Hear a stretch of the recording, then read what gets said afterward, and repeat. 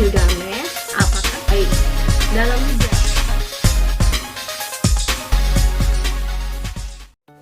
Halo semuanya, hari ini kita akan belajar tentang cara berpikir sejarah. Nah, sebelum kita mulai, kalian pernah nggak sih ngelihat seseorang atau mendengarkan seseorang menyampaikan cerita atau menyampaikan sebuah kisah, baik itu secara lisan ataupun melalui tulisan. Dan ketika dia menyampaikan kisah tersebut, itu terasa sangat menarik, terus kita bisa memahami apa yang dia ceritakan. Atau ada juga seseorang yang ketika menyampaikan cerita atau kisah itu kita nggak paham dengan apa yang dia maksud, karena dia hanya menyampaikan secara intinya saja. Nah, apa sih keterkaitannya dengan pembelajaran hari ini? Ternyata cara seseorang menyampaikan gagasannya dalam bentuk cerita misalnya, hal itu menunjukkan bagaimana cara dia berpikir. Dan dalam pelajaran sejarah kita juga memiliki cara berpikir yang khas. Jadi hari ini kita akan mempelajari bagaimana sih cara berpikir sejarah. Karena hari ini kita masuk ke KD 3.5, yaitu menganalisis cara berpikir diakronik dan sinkronik dalam karya sejarah. Kenapa sih cara berpikir sejarah itu penting? Karena dengan memahami cara berpikir sejarah, maka kita akan mampu memahami karya sejarah dengan lebih mudah. Jadi ini misalnya kita ke Gramedia, terus kita membaca buku sejarah. Nah, kalau kita tidak memahami cara berpikir dari penulisnya, maka kita sulit memahami isi dari buku tersebut. Cara berpikir sejarah itu dibagi menjadi dua, yaitu diakronik dan juga sinkronik. Nah, kita akan mempelajari secara mendalam tentang apa itu diakronik. Diakronik, kalau kita lihat dari asal katanya, itu berasal dari bahasa Yunani, yaitu dia dan kronos. Dia artinya melintasi, melampaui, atau melalui, sedangkan kronos artinya adalah waktu. Jadi di sini diakronik adalah sesuatu yang melintas, melalui, dan melampaui dalam batasan waktu. Atau diakronik dapat diartikan sebagai sejarah yang memanjang dalam waktu tetapi terbatas dalam ruang. Supaya kalian lebih paham, yuk kita dengarkan penjelasan yang selanjutnya. Nah, tadi dikatakan diakronik itu memanjang dalam waktu. Artinya peristiwa itu disampaikan melalui perjalanan waktu yang cukup lama. Jadi kalau kita menyampaikan peristiwa, mungkin kita bisa mengkaji mulai dari masa lalu sampai dengan masa kini. Dengan berpikir diakronik, cara berpikir ini beranggapan bahwa suatu peristiwa berhubungan dengan peristiwa sebelumnya dan tidak dapat berdiri sendiri atau muncul secara tiba-tiba. Kita ambil contoh, misalnya kalian hari ini dihukum oleh guru. Tentu hal itu ada alasannya, nggak mungkin tiba-tiba dihukum begitu saja.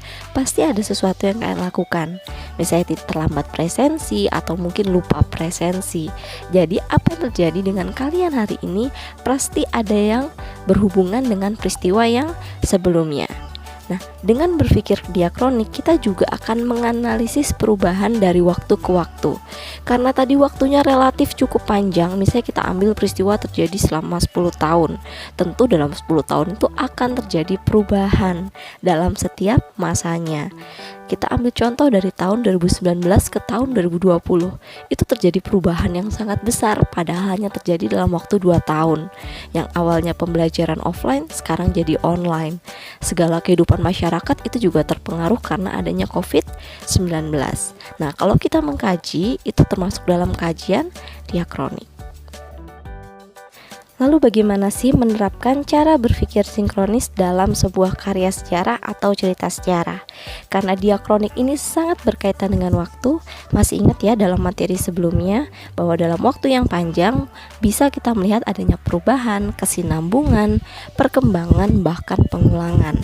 Nah, jadi ketika kita menceritakan secara diakronik, maka kita akan menceritakan kehidupan secara memanjang berdimensi waktu atau memiliki rentang waktu yang panjang.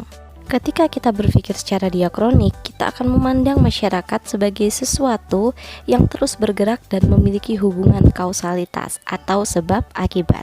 Nah, penjelasan lebih lanjut tentang sebab akibat kita akan bahas di slide yang selanjutnya.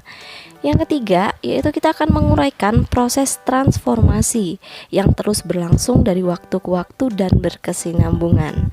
Yang keempat, menguraikan kehidupan masyarakat secara dinamis atau berubah-ubah.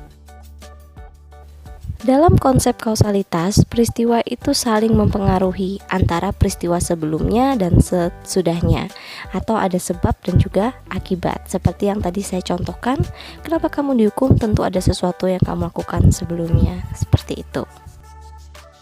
Selanjutnya kita akan membahas seperti apa sih ciri cara berpikir diakronik. Yang pertama yaitu bersifat vertikal. Artinya, dia akan menceritakan proses suatu peristiwa dari awal sampai akhir. Contohnya mungkin kalian bisa lihat ya, di bawah ini ada sebuah timeline. Ini tentang Indonesia mulai dari Kerajaan Kutai sampai dengan sekarang. Hal ini menunjukkan bahwa secara diakronik kita akan ceritakan Indonesia mulai dari awal ada sejarah sampai dengan saat ini. Kedua yaitu cakupan kajian lebih luas. Bisa kalian bayangkan dalam bentuk contoh yang ada di bawah, dikaji mulai dari tahun 0 Masehi sampai dengan sekarang. Itu kan waktu yang sangat panjang, sehingga kita bisa membahas hal yang sangat banyak, sehingga cakupannya lebih luas. Ada konsep perbandingan antara masa lalu sebelum dan masa kini atau setelahnya. Kita ambil contoh deh sesuai yang ada di bawah. Misalnya kita akan bahas, sebelumnya adalah masanya kerajaan-kerajaan, tapi kemudian terjadi perubahan dan kita bandingkan. Bagaimana sih Indonesia ketika masa kerajaan Hindu-Buddha, kemudian pada masa Islam, ketika masa kolonial, dan seterusnya.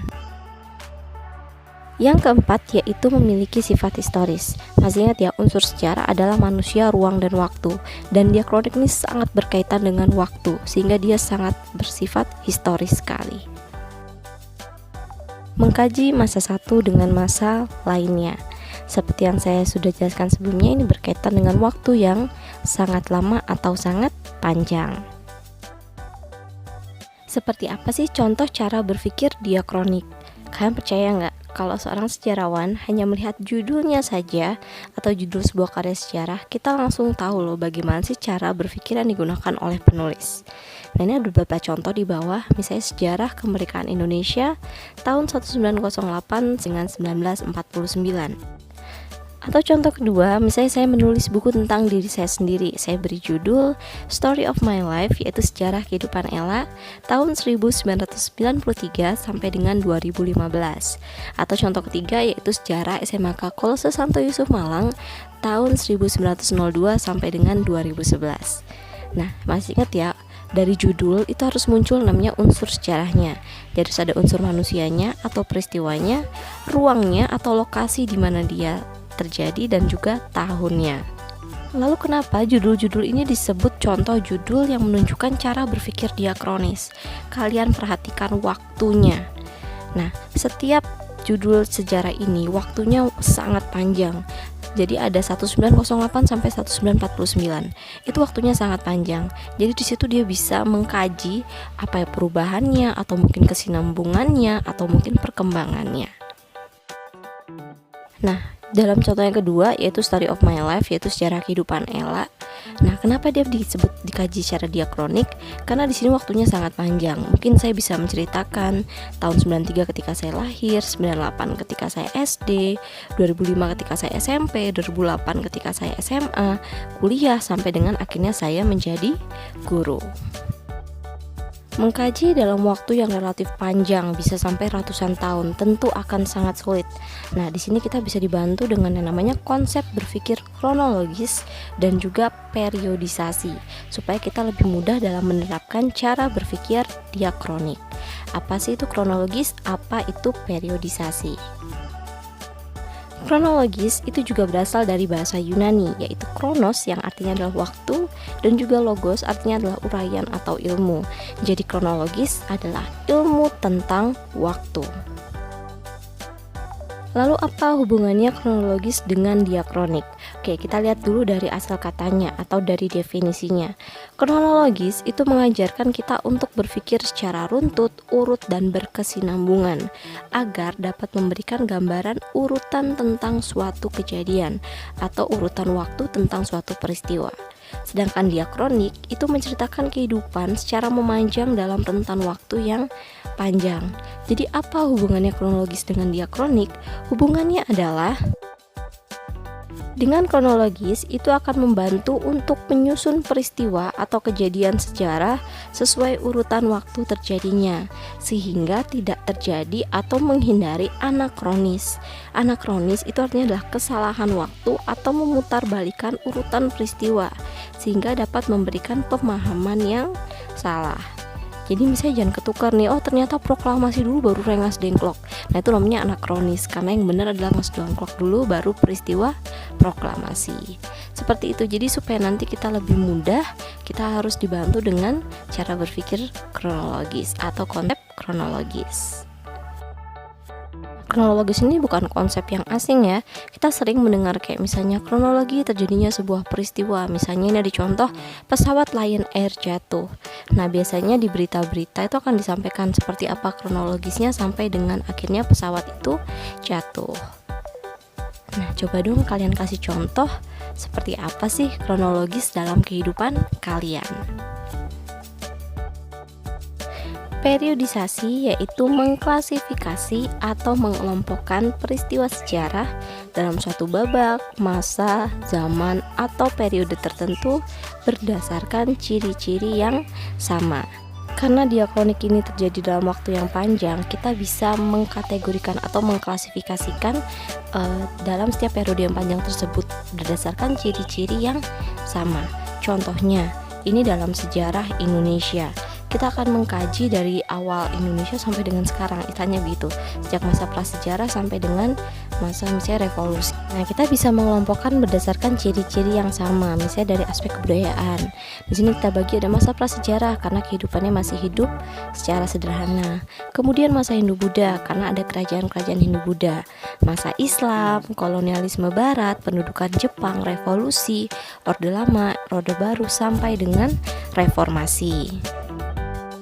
Terus apa bedanya dengan kronologis? Kok sepertinya sama ya Bu? Nah kronologis ini bisa dikatakan bagian dari periodisasi. Jadi kalau periodisasi itu secara umumnya, kronologis secara khususnya. Nah ini contoh sejarah Indonesia, misalnya kita ambil secara khususnya dalam bidang yaitu masa Hindu-Buddha. Di sini kita bisa mengkronologiskan misalnya kerajaan-kerajaannya apa aja. Misalnya kerajaan Kutai, Tarumanegara, Holling, Melayu, Sriwijaya, Mataram, Medangkawulan dan seterusnya. Nah itu dia tentang diakronik, dimana konsep ini sangat berkaitan dengan waktu. Sehingga untuk mudah memahaminya kita juga harus belajar tentang periodisasi dan juga kronologis. Nah selanjutnya kita akan belajar tentang apa itu sinkronik.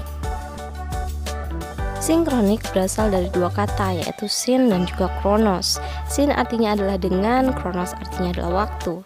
Jadi sinkronik adalah cara berpikir sejarah dengan cara meluas dalam ruang dan terbatas dalam waktu. Cara berpikir sinkronik akan mempelajari peristiwa sejarah dengan segala aspeknya pada masa atau waktu tertentu secara mendalam. Masih ingat ya, unsur sejarah adalah manusia, ruang, dan waktu.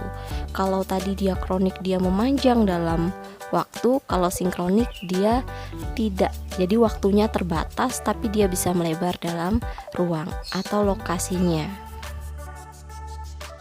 Dengan berpikir sinkronik, kita akan mempelajari struktur suatu peristiwa sejarah dalam kurun waktu tertentu. Jadi dalam sinkronik, waktunya ini sangat terbatas.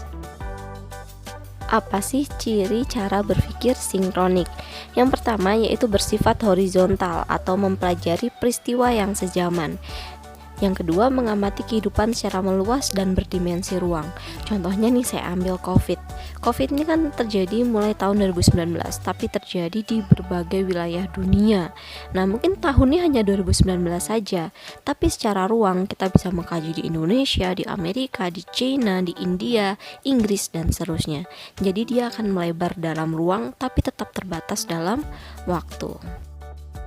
Ciri ketiga yaitu memandang kehidupan masyarakat sebagai suatu sistem yang terstruktur dan saling berkaitan antara satu unit dengan unit lainnya.